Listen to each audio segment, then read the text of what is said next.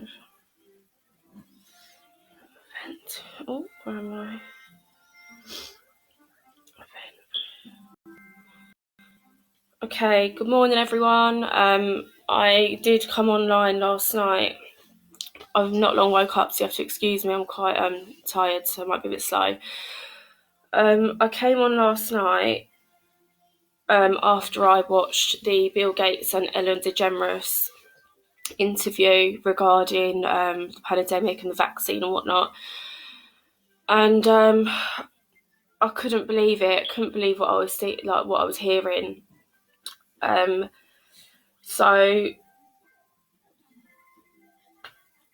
where do I start? Yeah, so in the video, Bill Gates says basically nobody was prepared for this. He tried warning people in 2015 and it could have been saved and whatever, blah, blah, blah. I've been posting a link for the last few days. Well, not the last few days, but quite a few days ago. I've posted it a few times. That takes you to a page called Event 201, which is, let me find it. It's on the Centre of Health and Security.org, and it looks like this when it loads. It looks like this, if you can see that. Okay, what Event 201 is a stimulated pandemic exercise. This was carried out in October 2019, and funnily enough, it is funded by Bill and Melinda Gates. I'm going to show you a few things off this website, and you can make your mind up for yourself.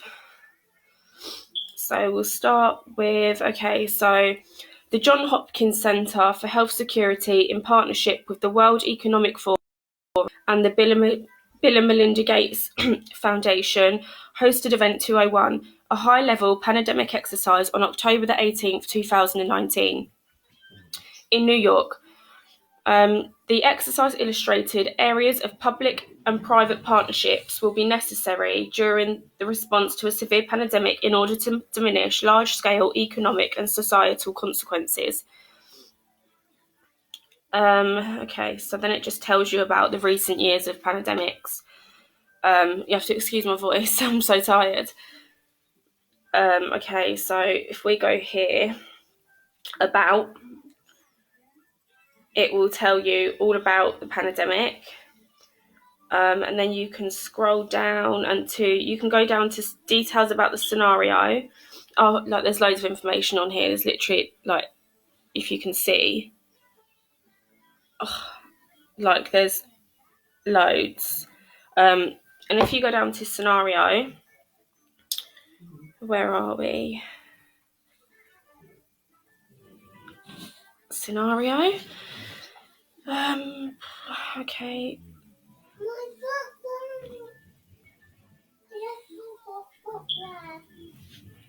Yes. Sorry, just a minute. There you go, baby. Get off. Sorry about that. Then if you go to scenario, this is what it says. Event 201 stimulates an outbreak of a novel zoonotic coronavirus transmitted from bats to pigs to people that eventually become efficiently transmissible from person to person, leading to a severe pandemic. The pathogen and the disease it causes are modelled largely on SARS, but is more transmissible in the community setting by people with mild symptoms.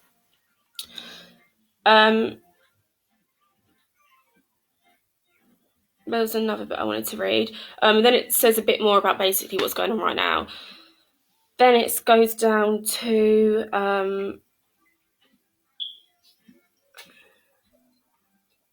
the disease starts in pig farms in Brazil, quietly and slowly at first, but then it starts to spread more rapidly in healthcare settings. When it starts to spread efficiently from one person to person in the low-income, densely packed neighbourhoods of some of the neighbourhoods in South America, the the epidemic explodes. It is first exported by air to Portugal, the United States, and China, and then to many other countries. Although at first some countries are able to control it, it continues to spread and be reintroduced, and eventually no country can maintain control. There is no possibility of vaccine being available in the first year. There is a fictional antiviral drug that can help the sick, but not significantly limit spread of the disease. Since the whole human population is susceptible, during the initial months of the pandemic, the cumulative number of cases increases exponentially, doubling every week. And as the cases and deaths accumulate, the economic and societal consequences become increasingly severe. It then goes on to say, this is the bit that I wanted to share, as well as obviously that other part about the bats and pigs and like how it starts and stuff. Listen, the scenario ends at the 18-month point with 65 million deaths. The pandemic is beginning to slow due to the increasing number of susceptible people. Now, the way people become susceptible is if 80 or 90% of the population get it. Well, nobody's getting it. And I know this is a stimulated exercise, but it sounds very, very similar. So we're all like isolating. So 80 to 90% of people are not getting this to become susceptible. And the only other way that it can be sorted is with a vaccine, which will take up to 18 months. And that is funded by Bill Gates. And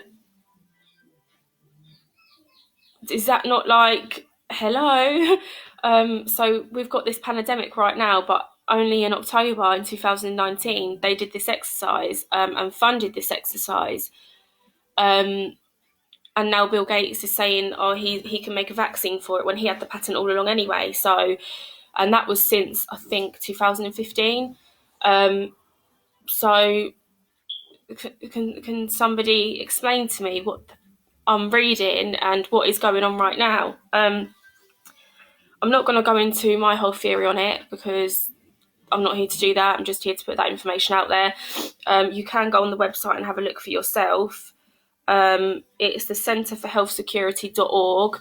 All the information will be on there, and yeah, go look, make your mind up for yourself. And for anyone who isn't interested in any of this because they don't care for their own health, there will be a vaccine coming out by a man that is profiting off of this sickness, by a man that has funded this virus exercise, which funnily enough, the exercise has come to reality for us only a couple of months later. Which, is it a couple of months later? Because they were also saying they believed that the virus was around Christmas time, so that would have been 2 months after the exercise was done. But yeah, just wanted to share that because I know a lot of you don't open my links and don't bother to listen to bother to read anything that I post. So I know quite a few of you have engaged in my videos before, so I thought it was probably the easiest way to get it across. You should definitely check out that website. You should definitely question what you're being told by the media because they're absolute liars.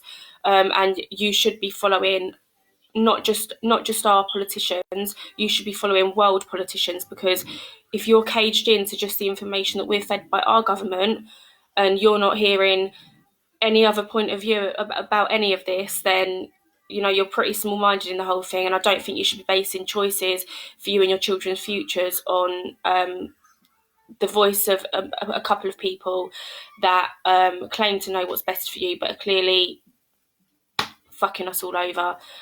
So yeah, that's that, and have a nice day.